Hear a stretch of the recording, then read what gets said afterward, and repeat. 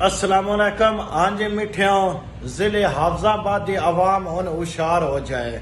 क्यों होवे तुहानू पता है भई हाफजाबाद शहर दे विच जेड़े ना कैमरे लगे सन हुन ई चलान जेड़े उन्हें अज तो जारी कर दिता गया है ते ई चलान दा जेड़ा जुर्माना है वो तुहाडे घर पहुंच जाएगा। टेंशन नहीं लेनी भी असी जुर्माना और किवें सन पहुंचाए सन किवें दे सन। वो जुर्माना गड्डी ते उसी भावें मोटरसाइकिल होवे या गड्डी होवे।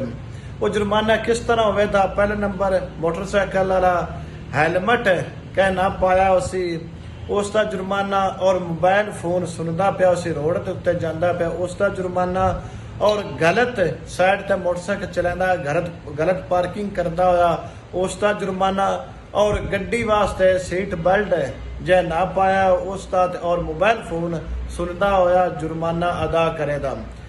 हुण हाफजाबाद शहर नूं जाण वास्ते पहले नंबर ते हेलमेट, गलत पासे आना जाना, गलत पार्किंग और मोबाइल फोन तुसी ध्यान नाल सुनना है।